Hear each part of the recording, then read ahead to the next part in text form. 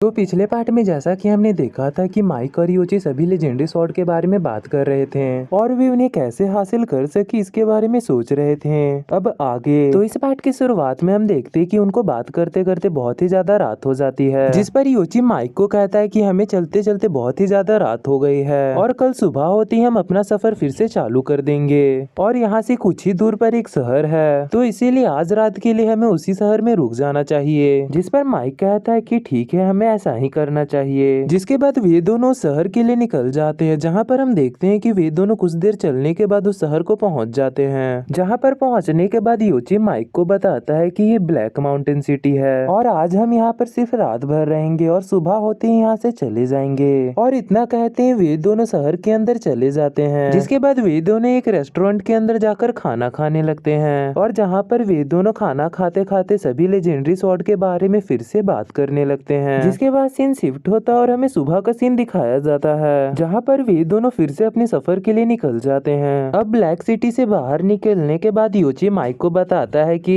हम waste domain की तरफ जा रहे हैं, जहाँ पर हमें एक लेजेंडरी स्वॉर्ड मिल जाएगा और जिसे तुम चैलेंज कर सकते हो और जिसे तुम फाइट के लिए चैलेंज कर सकते हो। ये सुनकर माइक बहुत ही ज्यादा खुश होता है और कहता है कि ये तो बहुत ही अच्छी बात है, आखिरकार मुझे एक लेजेंडरी स्वॉर्ड से फाइट करने का मौका मिलेगा। जहाँ पर थोड़ी देर चलने के बाद वे दोनों एक जगह पर पहुंचते हैं, जहां पर पहुंचने के बाद योची माइक को बताता है कि ये ब्लैक विंड रोड है और ये बहुत सारे वैली को जोड़ता है, पर हमें यहाँ पर संभल कर रहना चाहिए। जिस पर माइक बोलता है पर क्यों, ऐसा यहाँ पर क्या है? जिस पर योची माइक को बताता है कि यहाँ पर बहुत सारे घोस्ट ज़ॉम्बी हैं जो कि आने जाने वाले लोगों को लूट लेता है, पर बहुत बार वे लोग आने जाने वाले लोगों को मार भी देते हैं, इसलिए हमें उनसे बचकर रहना चाहिए। जिसके बाद हम देखते हैं कि वे दोनों उन सभी ज़ॉम्बी के बारे में बात करते करते आगे बढ़ रहे थे, जहाँ पर हम देखते हैं कि योची माइक को बोलता है कि चिंता मत करो, वे सभी ज़ॉम्बी हमारे लिए खतरा नहीं है।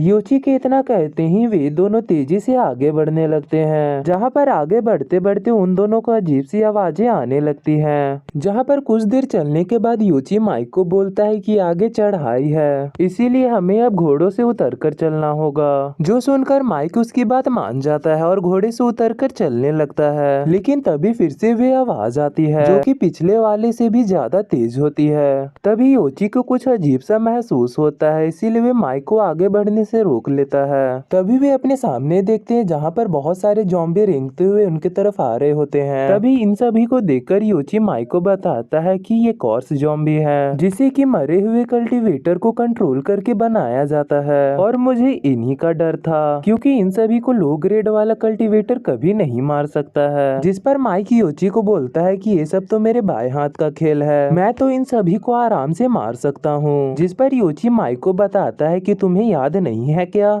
लूटी आंख के मॉम ने तुम्हारे ऊपर कर्ज लगा दिया था, जिससे कि तुम्हारी पावर कम हो गई है और उससे तुम्हारा कल्टीवेशन लेवल भी खराब हो गया था, जिसे कि फिलहाल अभी तक हम लोग ठीक नहीं कर पाए हैं। पर तुम चिंता मत करो, मैं इन सभी को आसानी से हरा दूंगा और तुम सिर्फ अपने कल्टीवेशन पर ध्यान दो। जिसके बाद वे माइक को बताता है कि इन सभी ज़ॉम्बी को कोई कल्टीवेटर कंट्रोल कर रहा होगा। अब योची अपने आसपास देखकर उस कल्टीवेटर को ढूंढने लगता है जो कि इन सभी ज़ॉम्बी को कंट्रोल कर रहा था, पर उसके बहुत देर ढूंढने के बाद भी उसे कोई नहीं मिलता। इसलिए योची जोर से बोलता है कि जो भी इन सभी ज़ॉम्बी को कंट्रोल कर रहा है वे हमें जाने दे, क्योंकि हम एलवी फैमिली के हैं। एलवी फैमिली का नाम सुनते ही उधर से एक आवाज कहती है कि मैं तुम्हारा ही इंतजार कर रहा था। जिस पर योची पूछता है कि तुम कौन हो, जो कायोरो की तरह छुपकर हम दोनों पर अटैक कर रहा है। जिस बात को सुनकर उधर से एक आवाज आती है कि मेरा सामना तुम बाद में करना, पहले मेरे ज़ॉम्बी से ही तो लड़ लो। ये सुनकर योची माइक को कहता है कि तुम अपनी कल्टीवेशन लेवल को ठीक करो और तब तक मैं इन सभी ज़ॉम्बी को देखता हूँ।